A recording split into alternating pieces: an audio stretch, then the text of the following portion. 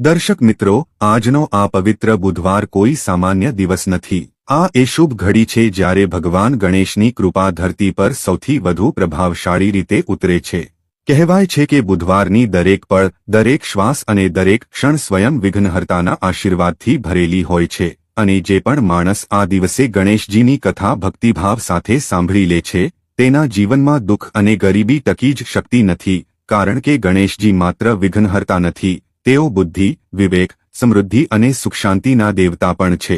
જ્યારે તેમનો કૃપાભર્યો હાથ કોઈ ભક્તના માથે હોય છે, ત્યારે બંધ કિસ્મત પણ ખુલી જાય છે, અટકેલા કામો પાર પડે છે અને માણસના જીવનમાં એવો પ્રકાશ પથરાય છે જ્યાં કોઈ અંધકાર ટકી શકતો નથી.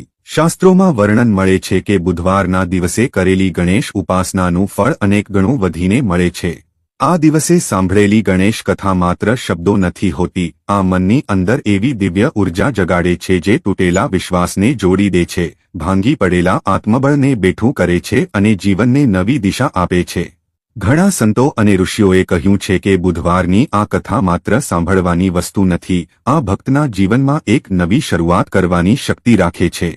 કોઈના જીવનમાં પ્રેરણા બનીને, કોઈના જીવનમાં શાંતિ બનીને અને કોઈના જીવનમાં રક્ષક બનીને ઉતરે છે. એટલા માટે દર્શક મિત્રો, આજે તમે જે કથા સાંભળવા જઈ રહ્યા છો, તે માત્ર એક જૂની ઘટના નથી, આ એ દિવ્ય વરદાન છે જેને જે પણ પોતાના હૃદયમાં ઉતારી લે છે, તેની કિસ્મત સ્વયં ગણેશજીના આદેશથી બદલાવા લાગે છે. ઘણા લોકોના ઘરમાં આ કથા સમૃદ્ધિનું દ્વાર બની ગઈ, ઘણા પરિવારોમાં શાંતિ અને પ્રેમનું કારણ બની અને ઘણા જીવોમાં નવી રોશની લઈને આવી. તો ચાલો આજે આપણા મનને સ્થિર કરીએ, થોડીવાર માટે ચિંતાઓને બાજુ પર મૂકીએ, આપણા હૃદયમાં ભક્તિનો દીવો પ્રગટાવીએ અને આ પાવન કથાની દિવ્યતાને અનુભવવા માટે તૈયાર થઈ જઈએ, કારણ કે જ્યારે કથા શરૂ થાય છે ત્યારે માત્ર શબ્દો નથી ચાલતા, પણ ભગવાન ગણેશની કૃપા સ્વયં તમારા જીવન તરફ વધવા લાગે છે. દર્શક મિત્રો, હવે આપણે પૂરી શ્રદ્ધા સાથે પ્રવેશ કરીએ છીએ આ દિવ્ય કથામાં. પરંતુ દર્શક મિત્રો, આગળ વધતા પહેલા તમને એક અત્યંત ગંભીર વાત જણાવી દઉં. આપણા પ્રાચીન ધર્મગ્રંથ ગરુડ પુરાણમાં સ્પષ્ટ ઉલ્લેખ છે કે કોઈ પણ પવિત્ર કથાને અધવચ્ચે છોડી દેવી એ માત્ર જ્ઞાનથી વંચિત રહેવું નથી, પણ પાપની શ્રેણીમાં આવે છે અને ખાસ કરીને બુધવારના દિવસે ગણેશજીની કથાને અધૂરી છોડવી માણસના જીવનમાં ભ્રમ, અશાંતિ અને અધૂરું પુણ્ય છોડી જાય છે. કારણ કે ગણેશજી આરંભના દેવ છે અને અધૂરી છોડેલી કથા તમારા જીવનના શુભ આરંભોને અધૂરા કરી દે છે. અધૂરી કથા મનમાં શંકા પેદા કરે છે અને આ શંકા માણસને એ જ અંધકાર તરફ પાછો વળવા મજબૂર કરી દે છે જ્યાંથી તે બહાર આવવાની કોશિશ કરી રહ્યો હોય છે. તેથી તમને વિનમ્ર વિનંતી છે કે બુધવારના આ પાવન અવસર પર ગણેશજીની આ દિવ્ય કથાને અંત સુધી અવશ્ય સાંભળજો, કારણ કે આ માત્ર એક વાર્તા નથી, આ એ અરીસો છે જેમાં તમે તમારા કર્મોનું પ્રતિબિંબ જોઈ શકશો. બની શકે કે આ કથાની કોઈ એક પંક્તિ, કોઈ એક ભાવ તમારા જીવનની દિશા બદલી નાખે, તમને કોઈ અજાણ્યા પાપથી બચાવી લે અથવા તમને એ અંધકારમાંથી બહાર કાઢે જેમાં જાણે જાણે માણસ ફસાઈ જાય છે. અને જો તમે સાચા સનાતની હોવ તો એ પણ તમારો ધર્મ છે કે આવા પવિત્ર સંદેશાઓને માત્ર પોતાના સુધી સીમિત ન રાખો, પણ તેમને વધુને વધુ લોકો સુધી પહોંચાડો જેથી દરેક ઘરમાં બુધવારની આ દિવ્ય ઉર્જા ઉતરી શકે અને દરેક મનુષ્યને ગણેશજીની કૃપા પ્રાપ્ત થઈ શકે. તેથી આ વિડિયોને લાઇક કરો, તમારા મિત્રો અને પરિવાર સાથે શેર કરો અને અમારી ચેનલ ગુજ્જુ વાસ્તુ ઉપાયને સબસ્ક્રાઇબ કરવાનું ભૂલશો નહીં જેથી દર બુધવારે તમને આવી જ દિવ્ય કથાઓ, શુભ શિખામણો અને ભક્તિપૂર્ણ જ્ઞાન મળતું રહે. તો ચાલો દર્શક મિત્રો, શ્રદ્ધા, વિશ્વાસ અને પૂર્ણ ભક્તિ સાથે બુધવારની આ પાવન ગણેશ કથાની શરૂઆત કરીએ. ઘણા સમય પહેલાની વાત છે. એક સમૃદ્ધ અને શક્તિશાળી રાજ્ય હતું જ્યાંનો રાજા અઢળક ધનસંપત્તિનો સ્વામી હતો. પરંતુ એક રાત્રે રાજાએ એક વિચિત્ર સપનું જોયું. એક એવો બાગ જ્યાં મોરના આકારના અનોખા ફૂલો ખીલેલા હતા. તે ફૂલો અસાધારણ રીતે સુંદર હતા, જાણે કોઈ જાદુઈ દુનિયામાંથી આવ્યા હોય. સવાર થતાં જ રાજાએ પોતાના દરબારમાં આ સ્વપ્નનો ઉલ્લેખ કર્યો અને કહ્યું કે યા તો કોઈ આ સ્વપ્નનો અર્થ જણાવે અથવા તો મને એવું જ ફૂલ લાવીને બતાવે. જ્યાં સુધી આનો ઉકેલ નહીં મળે ત્યાં સુધી દરબાર નિરંતર ચાલતો રહેશે. રાજાની આ જાહેરાતથી આખા દરબારમાં સોપો પડી ગયો. સવારથી સાંજ થઈ ગઈ પણ કોઈની પાસે કોઈ જવાબ નહોતો. બધા દરબારીઓ ભૂખ્યા ત્રસ્યા ગભરાઈને પોતાની જગ્યાએ બેઠા હતા. કોઈની હિંમત નહોતી કે અશક્ય લાગતા કાર્ય માટે આગળ આવે.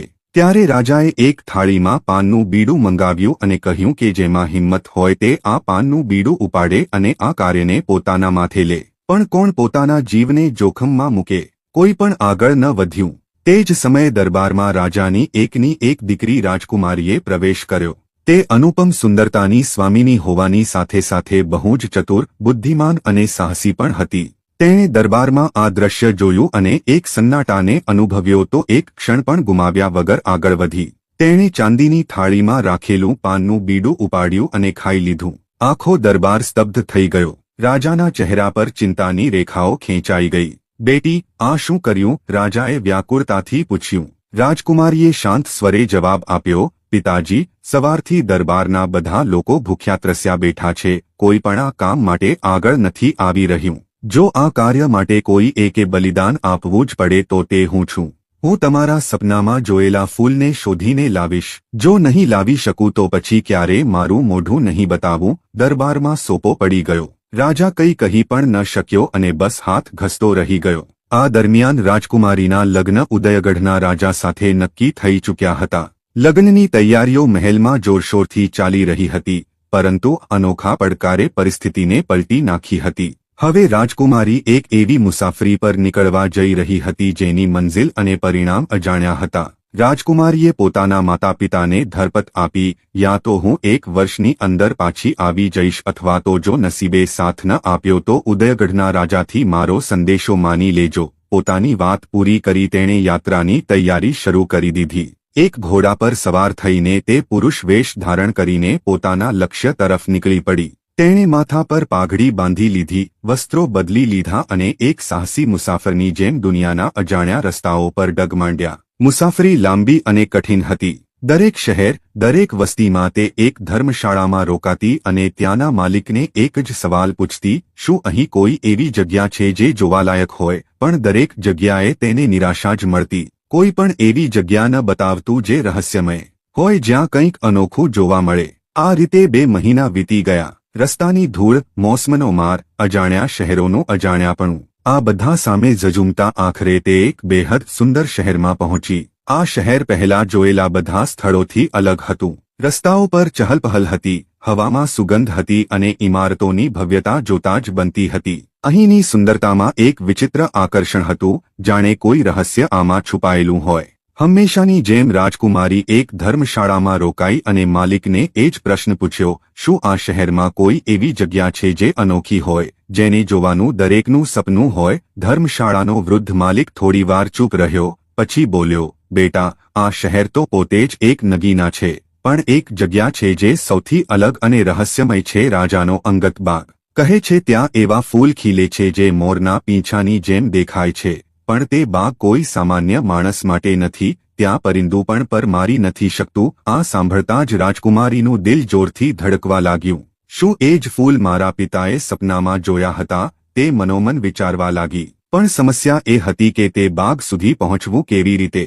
રાજકુમારીએ વૃદ્ધને કહ્યું, બાપા, હું એક ગરીબ મુસાફર છું, રોજગારની શોધમાં ભટકી રહ્યો છું. મને તમારે ત્યાં કોઈ કામ આપી દો. હું બહુ સારું જમવાનું બનાવી શકું છું. વૃદ્ધે માથું હલાવ્યું અને કહ્યું, બેટા, હું પોતે જ મુશ્કેલીથી ગુજરાન ચલાવું છું. તને શું આપીશ? હા, જો કોઈ રીતે રાજા સુધી પહોંચી શકે તો તારી તકદીર બની શકે છે. રાજકુમારીએ વૃદ્ધની વાત સાંભળી અને મનોમન વિચારવા લાગી, જો મહેલ સુધી પહોંચવું જ તકદીર બદલી શકતું હોય તો મારે ત્યાં સુધી જવાનો કોઈ રસ્તો કાઢવો જ પડશે. વૃદ્ધ ધર્મશાળાના માલિકે કહ્યું, બેટા, અમારા રાજા મોટા ન્યાયપ્રિય અને પ્રજાનું ભલું ઈચ્છનારા છે. દર મહિનાની અમાસ પછી પહેલા ગુરુવારે તેમની સવારી નગરમાં નીકળે છે. તેઓ લોકોની ફરિયાદો સાંભળે છે, જરૂરિયાતમંદોની મદદ કરે છે અને તેમની ઈચ્છાઓ પૂરી કરે છે. જો કોઈ રીતે તું રાજાનું ધ્યાન પોતાની તરફ ખેંચી શકે તો તારી પણ તકદીર બદલી શકે છે. રાજકુમારીને આ સાંભળીને એક આશાનું કિરણ દેખાયું. તેણે પૂછ્યું, બાપા, આ રાજ્યનું નામ શું છે? વૃદ્ધે જવાબ આપ્યો, આ ઉદયગઢ છે અને અહીંના રાજા ગયા વર્ષે જ પોતાના પિતાના સ્વર્ગવાસ પછી સિંહાસન પર બેઠા છે. ઉદયગઢ સાંભળતા જ રાજકુમારીનું દિલ જોરથી ધડકી ઉઠ્યું, એટલે કે તે અજાણતા જ પોતાના થનારા સાસરીમાં આવી ગઈ હતી. પણ તેણે પોતાની જાતને સંભાળી. ડરવાનો કે ગભરાવાનો સવાલ જ નહોતો. તેણે નક્કી કર્યું કે તે પોતાની ઓળખ છુપાવી રાખશે અને પોતાના મકસદને પૂરો કરવા માટે સૂઝબૂઝથી કામ લેશે. હવે રાજકુમારીએ એક નવી યોજના બનાવી. આગલા 15 દિવસ સુધી તે વૃદ્ધની ધર્મશાળામાં રોકાઈ અને એવા સ્વાદિષ્ટ વ્યંજન બનાવ્યા કે ધર્મશાળાની ચર્ચા દૂર દૂર સુધી ફેલાઈ ગઈ.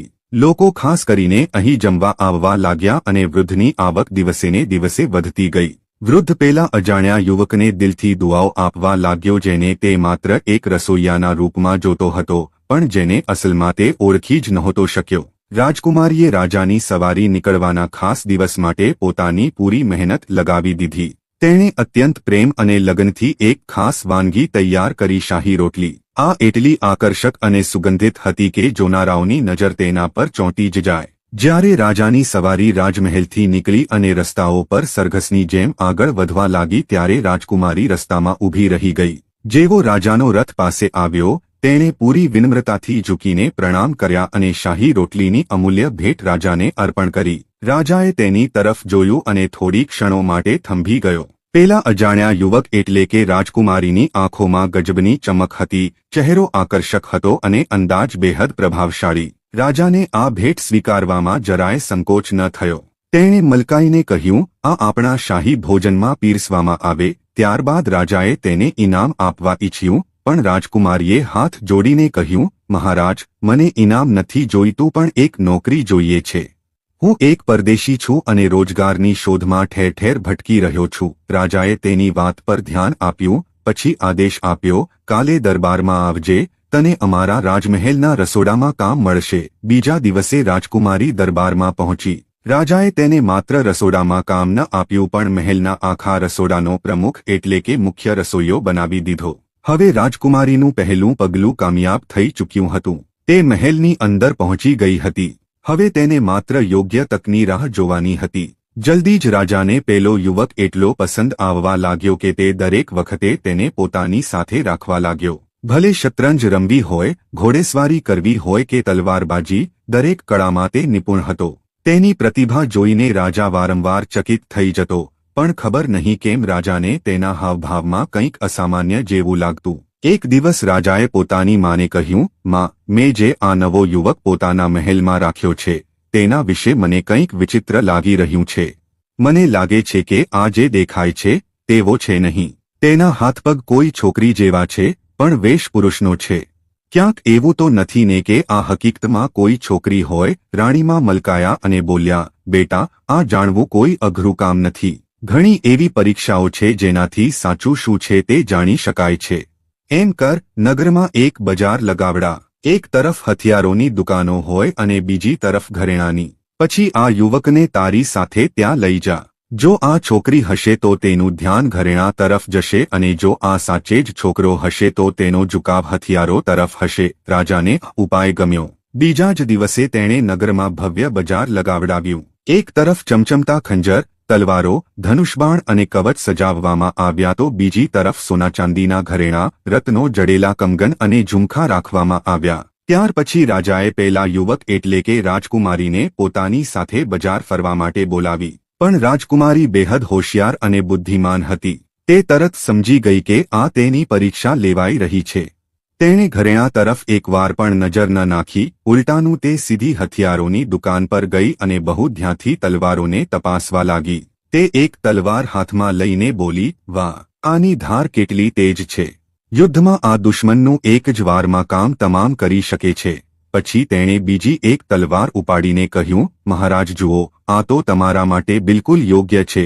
રાજાએ મલકાઈને કહ્યું, ભાઈ, એક નજર પેલી બાજુ પણ નાખ. ઘરેણાની દુકાન પર કદાચ તને કંઈક પસંદ આવી જાય. રાજકુમારીએ તરત તલવાર ફેરવી અને હળવા સ્મિત સાથે બોલી, શું મહારાજ તમે પણ ઓરતોની જેમ ઘરેણાં બતાવી રહ્યા છો? અહીં જુઓ, આ જ અસલી મર્દોના ઘરેણાં છે. રાજા તેના જવાબથી નિરુત્તર રહી ગયો. મહેલ પાછા ફર્યા પછી તેણે પોતાની માને બધી વાત કરી. રાણીમાં હસીને બોલ્યા, બેટા, હોઈ શકે કે તે સાચે જ છોકરો હોય. અમુક છોકરાઓ દાઢીમું આવતા પહેલા કોમળ ચહેરાવાળા હોય છે, એટલે છોકરી જેવા દેખાય છે. પણ રાજાને હજુ પણ તસલ્લી નહોતી થઈ. તેણે કહ્યું, ના માં, મને ખાતરી છે કે આની પાછળ ચોક્કસ કોઈ રહસ્ય છે. આ યુવક જેટલો દેખાય છે તેટલો સીધો છે નહીં. રાણીમાં વિચારમાં પડી ગયા. પછી તેમણે બીજો એક ઉપાય સૂચવ્યો, સારું એમ કર, આજે રાત્રે જમવામાં બહુ તીખું મરચું નાખવા માટે કહે. જો આ છોકરી હશે તો નક્કી મરચું લાગવા પર હાય હાય કરશે, પણ જો આ સાચે જ છોકરો હશે તો ભલે ગમે તેટલું મરચું કેમ ન હોય તે સહન કરી લેશે, ભલે તેની આંખોમાંથી પાણી કેમ ન આવી જાય. રાજાને આ ઉપાય પણ ગમ્યો. બીજા દિવસે રાજાએ પોતાના મુખ્ય રસોઈયાને બોલાવ્યો અને આદેશ આપ્યો કે આજે રાતના જમવામાં ઢગલો મરચું નાખજે. રાજકુમારી જે હવે મહેલના રસોડાની પ્રભારી પણ હતી, આ વાત સાંભળતા જ સમજી ગઈ કે આ તેની બીજી પરીક્ષા છે. તે મનોમન મલકાઈ પણ ચહેરા પર કોઈ ભાવ ન આવવા દીધો. તેણે તરત એક યોજના બનાવી. જમતા પહેલા અડધો કલાક તે મહેલની બહાર ગઈ અને મહેલના વૈદ્ય પાસેથી જઈને એક એવી દવા લીધી જે તેની જીભ અને મોઢાને બહેરું કરી દે. આ રીતે તેને કોઈ પણ તીખાશનો અહેસાસ નહીં થાય. રાત્રે ભોજનનો સમય થયો. રાજા અને રાજકુમારી બંનેએ સાથે જમવાનું શરૂ કર્યું. જેવો રાજાએ પહેલો કોળિયો મોઢામાં મૂક્યો, તેમની આંખોમાંથી આંસુ છલકાઈ ગયા અને મોઢામાંથી નીકળી ગયું, અરે આટલું તીખું મરચું. જ્યારે કે રાજકુમારીએ વગર કોઈ તકલીફે આરામથી જમવાનું ખાધું, જાણે કંઈ થયું જ ન હોય. રાજકુમારી મલકાતા મલકાતા બોલી, મહારાજ, શું તમે પણ આટલા મરચાથી ગભરાઈ ગયા? હું તો આને બહુ સ્વાદથી ખાઈ રહ્યો છું. રાજાએ નવાઈથી જોયું અને ચૂપચાપ પોતાનું જમવાનું પૂરું કર્યું. મહેલમાં પાછા ફરીને તેણે પોતાની માને બધી વાત કરી. રાણીમાએ વિચાર્યું અને પછી કહ્યું, એક છેલ્લી પરીક્ષા બાકી છે. જો આ યુવક હકીકતમાં છોકરી છે તો આ વખતે ચોક્કસ ખબર પડી જશે. રાણીમાએ સૂચવ્યું, મોગરા અને ચમેલીના તાજા ફૂલોની એક સેજ પથારી તૈયાર કરા. જો આ છોકરી છે તો ફૂલ રાતભરમાં કરમાઈ જશે અને જો છોકરો છે તો ફૂલ તાજા જ રહેશે. રાજાને આ સૂચન ગમ્યું. તેણે તરત માળીને આદેશ આપ્યો કે બગીચામાં ફૂલોની સેજ તૈયાર કરવામાં આવે. જ્યારે રાજકુમારીએ તે સેજ જોઈ તો તે તરત સમજી ગઈ કે આ પણ એક પરીક્ષા છે. તેણે માળીને ચૂપકેથી એક સોનામહોર આપી અને કહ્યું, જેવી આ સેજ બની છે તેવી જ બીજી એક બનાવીને ઝાડીઓમાં છુપાવી દે. માળીએ તેની વાત માની લીધી અને એવું જ કર્યું. રાત પડી. રાજા અને રાજકુમારી બંને ફૂલોની સેજ પર સૂઈ ગયા. રાજા તો મીઠી ઊંઘમાં સૂઈ ગયો, પણ રાજકુમારી જાગતી રહી. જેવો સવારનો સમય થવા આવ્યો, તેણે ચૂપચાપ પોતાની સેજ ઉપાડી અને તેને પાસેના કૂવામાં ફેંકી દીધી. પછી ઝાડીઓમાં છુપાવેલી તાજી સેજ લાવીને પોતાના બિસ્તર પર પાથરી દીધી અને આરામથી સૂઈ ગઈ. થોડા સમય પછી સવારનું પહેલું કિરણ ફૂટવા લાગ્યું. રાજાએ ઉઠીને રાજકુમારીને જગાડી અને બંને પોતાની સેજ લઈને રાણીમા પાસે પહોંચ્યા. રાણીમાએ બંને સેજને ધ્યાનથી જોઈ. રાજાની સેજના ફૂલ કરમાઈ ગયા હતા, વાસી અને ચીમળાયેલા હતા, જ્યારે રાજકુમારીની સેજ પર ફૂલ તાજા અને ખીલેલા હતા, જાણે હમણાં જ બાગમાંથી તોડ્યા હોય. રાણીમાએ હસતા હસતા કહ્યું, બેટા, હવે આ જીદ છોડી દે, આ યુવક જ છે. અમુક યુવકો ઉંમરના આ પડાવમાં છોકરીઓ જેવા દેખાય છે. રાજાને હજુ પણ થોડી શંકા હતી, પણ માની વાત માનીને તે શાંત થઈ ગયો. થોડા દિવસ પછી જ્યારે રાજકુમારીને વિશ્વાસ થઈ ગયો કે હવે રાજા અને મહેલના લોકો તેના પર પૂરેપૂરો ભરોસો કરવા લાગ્યા છે, ત્યારે તેણે એક દિવસ રાજાને કહ્યું, રાજા સલામત, મેં સાંભળ્યું છે કે તમારા બાગમાં મોરના પીંછા જેવા અનોખા ફૂલ ખીલે છે. રાજકુમારીએ મલકાતા મલકાતા કહ્યું, પણ તમે મને આજ સુધી તેના વિશે નથી જણાવ્યું. રાજાને થોડી શરમ આવી. તે હસતા હસતા બોલ્યા, અરે એમાં કહેવા જેવું શું હતું? જો તારે જોવા છે તો અત્યારે જ ચાલ. રાજકુમારીએ ઉત્સાહિત થતા કહ્યું, વાહ, સાચે જ, મેં સાંભળ્યું છે કે તે ફૂલ એટલા સુંદર હોય છે કે તેને જોનારા મંત્રમુગ્ધ થઈ જાય છે. રાજા તરત તેને પોતાની સાથે બાગમાં લઈ ગયો. ત્યાં પહોંચીને રાજકુમારીએ તે ફૂલોની દિલ ખોલીને તારીફ કરી. મહારાજ, આ તો ખરેખર અદ્ભુત છે. મારી તો ઈચ્છા થઈ રહી છે કે રોજ આને જોવા આવું. રાજા મલકાયા અને બોલ્યા, તો રોજ આવતો રહેજે, એમાં કઈ મોટી વાત છે. રાજકુમારીએ થોડા ઉદાસ થતા કહ્યું, પણ અહીં તો કડક પહેરો રહે છે, ચારે બાજુ સૈનિકો તહેનાત રહે છે. હું ઈચ્છું તો પણ એકલો અહીં નથી આવી શકતો. રાજાએ તરત ચોકીદારને બોલાવ્યો અને આદેશ આપ્યો, સાંભળો, આ આપણા ખાસ મહેમાન છે. જ્યારે ઈચ્છે ત્યારે આ બાગમાં આવી શકે છે. આમને ક્યારે રોકવામાં ન આવે. રાજકુમારીનું મન અંદરથી ખુશ થઈ ગયું. તેની યોજના સફળ થઈ રહી હતી. હવે તેને એ રસ્તો મળી ગયો હતો જેની તેને શોધ હતી. રાત થતાં જ જ્યારે બધા સૂઈ ગયા હતા અને ચોકીદાર પણ પોતાની ગસ્તમાં વ્યસ્ત હતા, રાજકુમારીએ મોકો જોઈને બાગમાં પ્રવેશ કર્યો. તેણે ધીમેથી બે ફૂલ તોડ્યા અને તેમને પોતાના કપડામાં છુપાવી લીધા. ત્યારબાદ તે પોતાના કક્ષમાં આવી અને એક પત્ર લખ્યો, મહારાજ, હું તમારી મહેમાન નહીં પણ તમારી મંગેતર અને તમારી થનારી પત્ની છું. તમે મારી ઘણી પરીક્ષાઓ પણ લીધી પરંતુ ઓળખી ન શક્યા. પણ હવે હું તમારી આ નાદાનીનો બદલો જરૂર લઈશ. તેણે આ પત્ર પોતાના બિસ્તર પર મૂકી દીધો અને પછી ધીમે ધીમે મહેલમાંથી બહાર નીકળી આવી. ચોકીદારે તેને ન રોકી કારણ કે તેઓ તેને રાજાનો ખાસ મહેમાન સમજતા હતા. રાજકુમારીએ પોતાના વફાદાર ઘોડાને એડ મારી અને આખી રાત ઘોડેસવારી કરતી રહી. થોડા જ કલાકોમાં તે ઉદયગઢની સરહદ પાર કરીને દૂર નીકળી ગઈ હતી. બીજા દિવસે જ્યારે રાજાએ પેલા યુવકને દરબારમાં ન